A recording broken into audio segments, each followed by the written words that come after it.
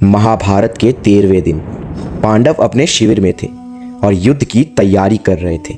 शीघ्र ही उन्होंने देखा कि कौरवों के लाखों सैनिक आगे बढ़ रहे थे और जल्दी ही कौरवों ने जंग के मैदान में एक भूल भुलैया जैसा व्यू की रचना करना आरंभ कर दिया था।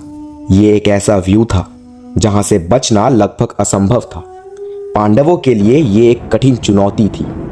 वे भयभीत थे। तभी उनके सामने एक 16 साल का लड़का खड़ा हो गया। उन्होंने कहा, मैं इस ढांचे को तोड़ दूंगा। वो आगे बढ़ा और भूलभुलैया की संरचना में प्रवेश कर गया। लेकिन इसे तोड़ना इतना आसान नहीं था। यह कोई सामान्य संरचना नहीं थी। यह गुरु द्रोणाचार्य की सोची समझी रणनीति से बनाई गई एक जटिल संरचना थी। एक ऐसा षड्यंत्र जिसमें पूरी पांडव सेना खत्म होने वाली थी। एक ऐसी संरचना जिसे आज भी युद्ध की रणनीति में सबसे खतरनाक माना जाता है।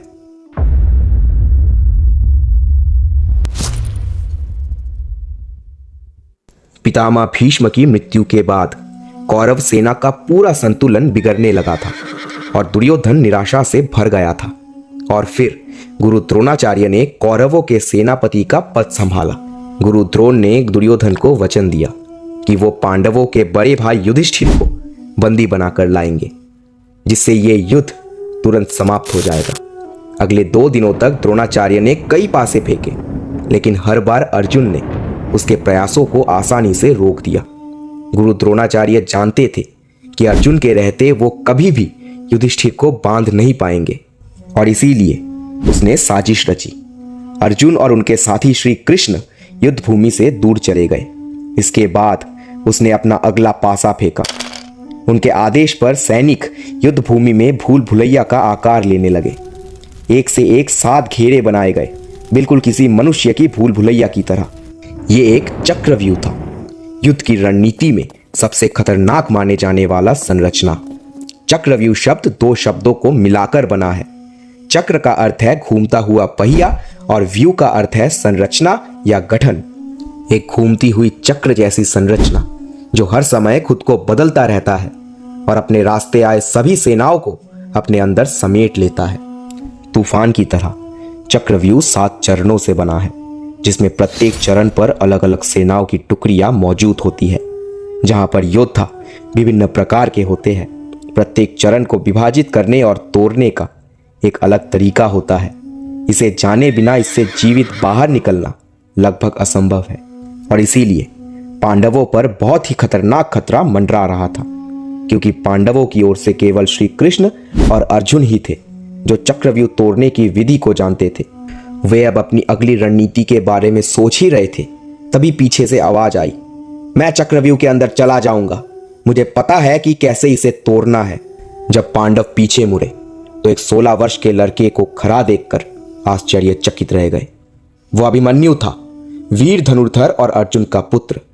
यह देखकर पांडवों के शिविर में सन्नाटा छा गया। लेकिन अभिमन्यु को चक्रव्यूह के अंदर जाने का रास्ता तो पता था, लेकिन आखिरी चरण को तोड़कर उससे बाहर आने का रास्ता वो नहीं जानता था। लेकिन सवाल यह है कि अभिमन्यु को इतनी खतरनाक रणनीति के बारे में आखिर कैसे पता था, जहां पर पांडव सेना के बड़े बड़े योद्धाओं को भी इसका अंदाजा नहीं था। इस सवाल का जवाब देने के लिए हमें कहानी में थोड़ा पीछे जाना होगा, अभिमन्यु के जन्म से पहले। अभिमन्यु जब अपनी माता सुभद्रा के गर्भ में थे, तभी उन्होंने चक्रव्यूह तोड़ने की विधि को सीख लिया था। एक दिन हर दिन की तरह अर्जुन सुभद्रा से मिलने उनके कक्ष में गए। इन दिनों अर्जुन किसी युद्ध की तैयारी कर रहा था और इस युद्ध के लिए वो चक्रव्यूह की तैयारी कर रहा था। और जब अर्जुन ने सुभद्रा से बात करना प्रारंभ किया तो सब कुछ बताते हुए अचानक चक्रव्यूह के बारे में बताने लगा। अर्जुन ने चक्रव्यूह के प्रत्येक चरण को एक एक करके समझाया और प्रत्येक चरण को तोड़ने का तरीका भी बताया। लेकिन जब वो अंतिम चरण में पहुंचे तो उन्होंने देखा कि देवी सुभद्रा सो गई थी। अर्जुन थोड़ा निराश हुए कि वो बिना वजह इतना कुछ सुना रहे थे और फिर वो वहां से चले गए।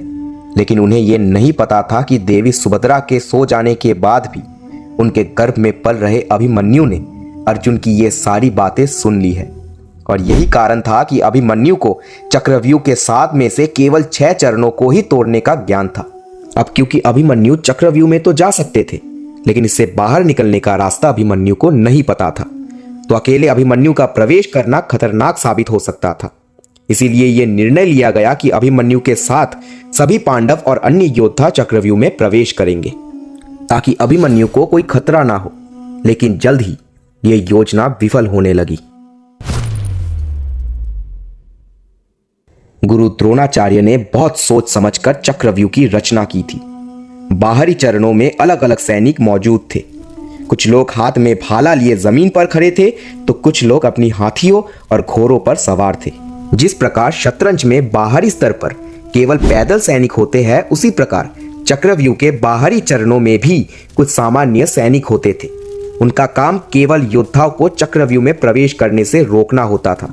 अगर कोई चरण टूटता है तो इन लोगों का काम अंदर जा रहे योद्धाओं को पकड़ना नहीं, बल्कि पीछे आ रहे सैनिकों से लड़ना होता था। प्रत्येक बढ़ता हुआ चरण पिछले चरण के तुलना में अधिक जटिल होता था। वहां के योद्धा तो और भी खतरनाक होते थे और अंतिम चरण में कौरव सेना के सबसे कुशल, शक्तिशाली और खतरनाक योद्धा होते थे। इतना ही नहीं, द्रोणाचार्य ने चक्रव्यूह की रचना इस प्रकार की थी कि यदि चक्रव्यूह में कोई सैनिक मर भी जाए तो उसके पीछे उसकी जगह लेने के लिए एक सैनिक तैयार रहे। इन सभी योजनाओं के साथ बनाया गया चक्रव्यूह पांडव सेना को निगलने के लिए पूरी तरह तैयार था। पांडवों की योजना बिल्कुल सही लग रही थी। अभिमन्यु के साथ चक्रव्यूह में जाने के लिए पूरी सेना तैयार थी, लेकिन कौरवों के इरादे कुछ और थे। चक्रव्यूह के पहले चरण में पांडव का सामना हुआ जयद्रथ से। जयद्रथ एक बहुत ही खतरनाक योद्धा था जिसके पास कई हथियार और वरदान थे। अभिमन्यु ने प्रथम चरण को तोड़कर चक्रव्यूह में प्रवेश किया, लेकिन भीम के नेतृत्व में जो पांडव सेना आगे बढ़ रही थी, जयद्रथ ने उन्हें अंदर घुसने का कोई भी रास्ता नहीं दिया। चक्रव्यूह में सैनिकों की स्थिति लगातार बदलती रहती थी। चारों ओर तलवारों की आवाजें गूंज रही थी तो आकाश से तीरों की वर्षा हो रही थी। चारों तरफ खून बह रहा था और अभिमन्यु अकेले ही चक्रव्यूह की गहराइयों में प्रवेश कर रहा था। जैसे जैसे चरण बढ़ते जा रहे थे, सैनिकों की संख्या भी बढ़ती जा रही थी और साथ ही अभिमन्यु की मुश्किलें भी। छठे चरण को पार करने के बाद अभिमन्यु सबसे कठिन चरण पर पहुंच गया था, जहां कौरवों का एक बहुत बड़ा भाग उनकी प्रतीक्षा कर रहा था। लेकिन अभिमन्यु भी कम नहीं था। इस चरण में प्रवेश करते ही उसने कई बड़े योद्धाओं को परास्त कर धूल में मिला दिया था। बिजली की तरह इस चरण को चीरते हुए अभिमन्यु ने कौरवों के छोटे भाई दुशासन पर हमला कर दिया। दोनों के बीच भयंकर युद्ध छिड़ गया, लेकिन अभिमन्यु की वीरता के आगे दुशासन जैसे योद्धा भी टिक नहीं सका और वो वही बेहोश हो गया। अब अभिमन्यु के सामने थे कौरव सेना का सबसे कुशल योद्धा दुर्योधन, कर्ण, अश्वत्थामा, द्रोणाचार्य, कृपाचार्य और कृतवर्मा। लेकिन अभिमन्यु बिना डरे दुर्योधन पर आक्रमण करने के लिए आगे बढ़ गया। तभी कर्ण ने अभिमन्यु पर पीछे से हमला कर दिया। अभिमन्यु भूमि पर गिर पड़ा, परंतु फिर भी उसकी तलवार उसकी हाथ से नहीं छूटी। घायल अभिमन्यु किसी घायल शेर से कम खतरनाक नहीं था। यह देखकर कौरवों का भय बढ़ने लगा। तभी उसने दोबारा छल से आक्रमण कर अभिमन्यु के रथ के टुकड़े टुकड़े कर दिए। उन्होंने अभिमन्यु के रथ को खींचने वाले घोड़ों को मार डाला। इतना ही नहीं, उनके सारे हथियार छीनकर तोड़ दिए गए और सभी कौरवों ने मिलकर अभिमन्यु को घेर लिया और चारों ओर से उन पर बाणों की वर्षा आरंभ कर दिया। कुछ देर बाद अभिमन्यु के शरीर के हर हिस्से से खून बहने लगा। चारों ओर से हो रहे आक्रमण से बचने के लिए अभिमन्यु अपने टूटे हुए रथ का पहिया उठा लिया और उसे घुमाते हुए आगे बढ़ने लगा। अनेक योद्धाओं से घिरा अभिमन्यु अब अपना संतुलन खो रहा था, लेकिन फिर भी उनकी हिम्मत नहीं टूटी। कौरव समझ गए कि वे इस तरह अभिमन्यु को परास्त नहीं कर पाएंगे। तभी अभिमन्यु को कमजोर देखकर मौके का फायदा उठाकर सभी कौरव योद्धा एक साथ अभिमन्यु पर टूट पड़े। अभिमन्यु 16 वर्ष का अकेला बालक होते हुए भी अकेले ही इतने सारे योद्धाओं से युद्ध करता रहा, लेकिन अब उनका शरीर साथ छोड़ चुका था। यह देखकर कौरवों ने अभिमन्यु के सिर पर हमला कर दिया और अभिमन्यु की बेरहमी से हत्या कर दी गई।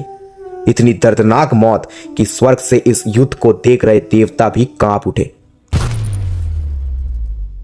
कुछ देर बाद जब अर्जुन युद्ध भूमि में लौट आए और वहां पहुंचते ही जब उन्हें इस घटना की खबर मिली तो अर्जुन टूट गए। वो जमीन पर गिर पड़ा और उनकी आंखों में आंसू आ गए। उनका पूरा शरीर क्रोध से भर गया। अब तक पांडव युद्ध के सभी नियमों को पालन करते हुए आ रहे थे। अभिमन्यु सभी नियमों का पालन करते हुए ही उस खतरनाक रचना में प्रवेश किया था, लेकिन कौरवों ने उसे धोखे से मार डाला। अभिमन्यु के मृत्यु के बाद पांडवों को यह एहसास हुआ कि कौरवों के लिए ये नियम कोई मायने नहीं रखते। यही वो क्षण था जहां से महाभारत युद्ध में एक नया और खतरनाक मोड़ आया और कौरवों की हार तभी तय हो गई। और उसके 5 दिन बाद आखिरकार महाभारत का युद्ध समाप्त हुआ। पांडवों की जीत हुई और धर्म की स्थापना भी हुई। आपका महाभारत के युद्ध को लेकर क्या विचार है, हमें कमेंट सेक्शन में ज़रूर बताइए। और अगर ये वीडियो आपको पसंद आया हो तो लाइक और शेयर ज़रूर कीजिए और ऐसे ही कहानियों के लिए हमारे चैनल को सब्सक्राइब कर दीजिए। मिलते हैं अगले वीडियो में।